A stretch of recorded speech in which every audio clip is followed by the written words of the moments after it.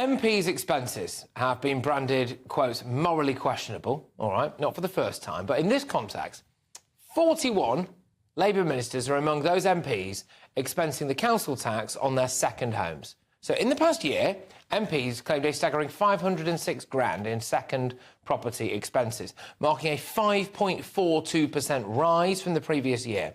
Now, among these claims, 41 Labour ministers are billing you, the taxpayer, for their second home council tax.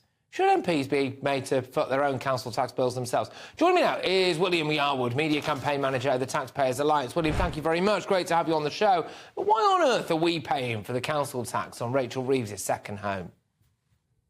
Well, good evening, Patrick. Thanks for having me on the show. And well, it's because ordinary taxpayers are less important than the Chancellor of the Exchequer, naturally. And she clearly, on her actually more than £90,000 salary, on her over £100,000 salary as Chancellor of the Exchequer, clearly can't afford this council tax. But look, frankly, it's completely and utterly egregious. And MPs have been doing this for quite some time now. I mean, it's not just with council tax as well. The Independent actually found out that lots of MPs, including Labour MPs, had charged taxpayers over £300,000 for energy bills in the last year. So council tax isn't the only thing they're expensing and ripping taxpayers off. But the real crux of this, the real issue with this, is that while ordinary taxpayers have to suffer an increase in their council tax next year, MPs will be excluded from this because they can just dig their hands further into your pocket. And quite frankly, it's gross.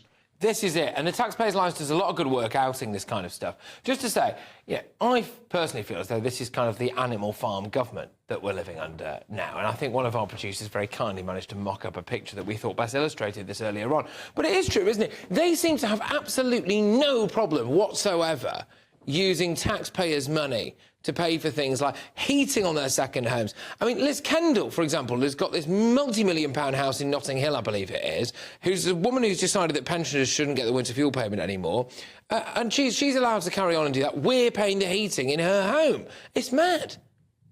Yeah, of course it's mad. But like I said, this has been going on for years. And the problem is no matter how much you talk about it, no matter how much people like us at the TPA do research, or you guys on GB News talk about it, MPs just seem to ignore it and don't seem to care.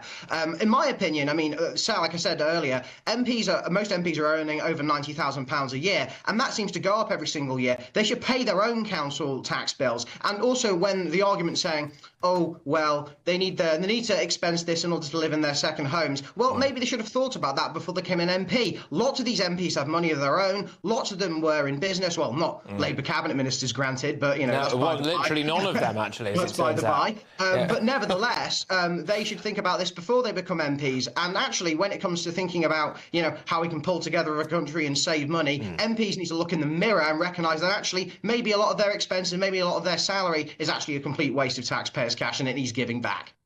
Yeah, again, look, you mentioned it there. Loads of them will probably all say, well, look, hey, I need a second home.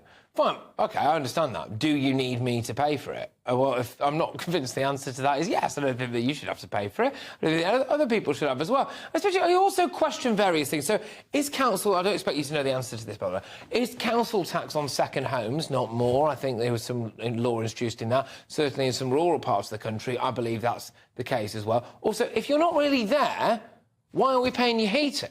Just don't have the heating on. Could you not Airbnb? Is it, you know, are there not other ways around this, like where instead of just sticking their hand out to the taxpayer? And I know that the Tories were doing this and they did it in a big way, but is there not something a bit more egregious when Labour do it? Because they're supposed to be the party of the ordinary working person, aren't they? Yeah, completely. And you're right to point out that the Tories did it. Like various front bench cabinet ministers, such as James Cleverly and Suella Braverman, both did it as well. So they're both bad as each other. When it comes to the council tax question, I mean, you know, council tax is going to be increased, you know, not just in Band D, but in Band H as well for the most expensive properties where, you know, taxpayers are going to be having an extra £400 on their council tax bill. But yeah, the ultimate question is why on earth are MPs expensing this kind of stuff? And quite frankly, I think the animal farm thing is actually very apt. You know, some people are all Brits are equal.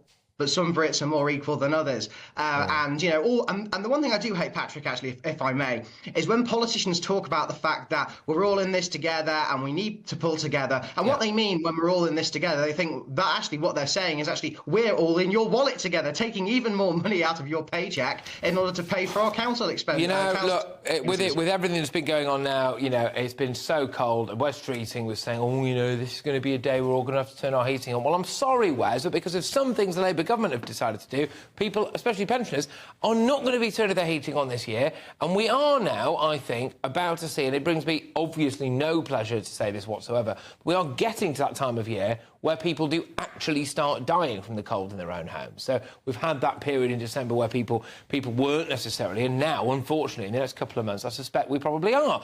And Keir Starmer's going to have to deal with that kind of stuff when those allegations come out. But can I say a massive thank you to you? Great to have you on as always. William Yarwood, there is the media campaign manager at the Taxpayers Alliance. Always keep your eyes and ears peeled for the Taxpayers Alliance because they do great stuff where they reveal how much things cost and town hall waste and all of that, which is always quite revealing. But look, hey, no doubt Labour will say it was ever thus. The Tories have done this kind of stuff in the past as well, which they have.